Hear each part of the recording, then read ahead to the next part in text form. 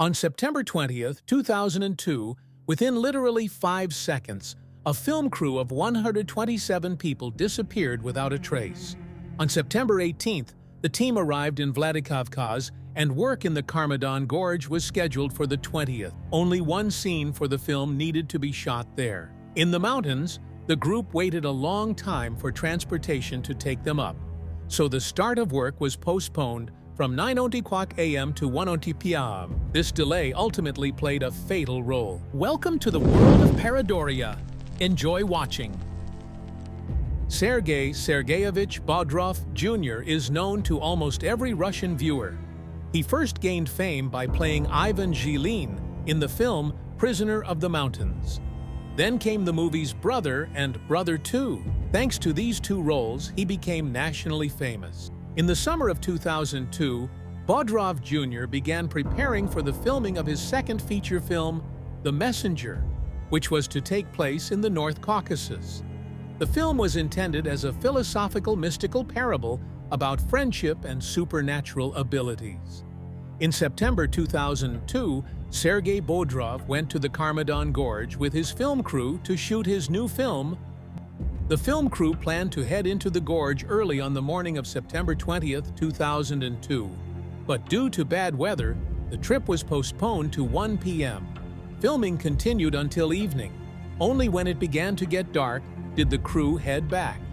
At around 8:08 p.m. local time, completely unexpectedly, the Kolka Glacier began to descend. In a matter of minutes, it covered the Karmadan Gorge with a 100-meter thick layer of ice, rocks, and mud, moving at about 200 km/h, sweeping away everything in its 12-kilometer path. The 127-person crew went missing. After the tragedy, many conspiracy theories emerged, claiming the crew had survived.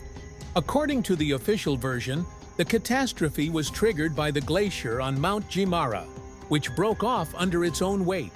Experts estimate that the glacier buried the village of Verkhny Karmadan and over 100 of its residents. Nothing remained of the village, not even the house foundations. Surviving such conditions for the 125 crew members would have been a miracle. Unfortunately, that miracle did not occur. The possibility of a glacier collapse had been known for a long time, but no one could predict when it would happen. A few days before the tragic event, unusual activity was recorded in the Mount Jimara area. However, this data was not taken into account.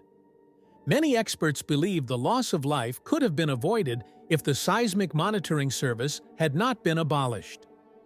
Sergey Bodrov spent about 6 months writing the script for the philosophical mystical parable, The Messenger.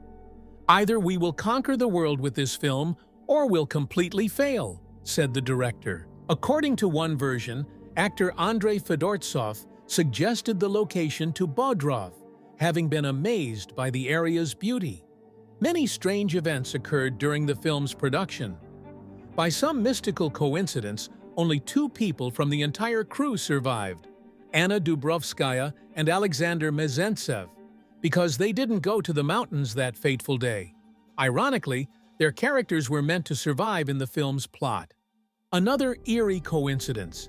In Vladikavkaz, Bodrov stayed in the same hotel as another film crew led by director Yaropolk Lapshin. He was filming a movie titled Hello, Brother in a neighboring gorge, which featured scenes of a glacier destroying a village. After the Karmadan tragedy, the film was renamed Mudslide. Those who interacted with the film crew in those September days recalled a gloomy mood among many members. People had fevers and were reluctant to go to the mountains. Equipment malfunctioned as if warning of impending disaster. Sergey Bodrov's wife, Svetlana, later admitted her husband had a bad feeling. That day he was sad. "He talked to me on the phone for a long time. Something was bothering him. The last words he said to her were, 'Take care of the children.'" Although almost no one doubts Bodrov Jr.'s death now, some residents near the Karmadan Gorge claim the director and his team may have survived. Some even allegedly saw Sergey alive years later. It's possible that some members of the crew lived for a while after the glacier collapsed. For example, Saeed Dranikov, who led one of the rescue teams, claimed that within 90 minutes of the glacier collapse, crew members were still communicating. He believed Bodrov and others might have reached an automotive tunnel. Eventually, rescuers dug into the tunnel, but only found the remains of sheep and horses. The active rescue phase lasted about 2 months.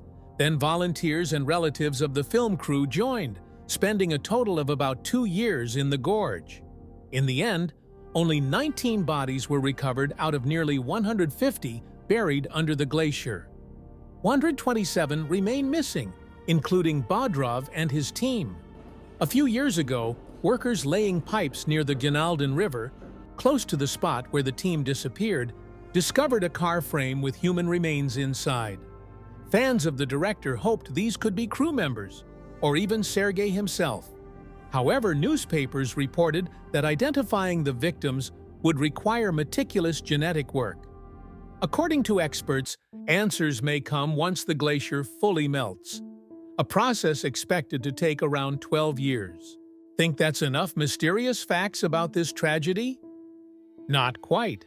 A year before the deaths of the 127 people, a writer from Penza predicted the death of a director in one of his novels.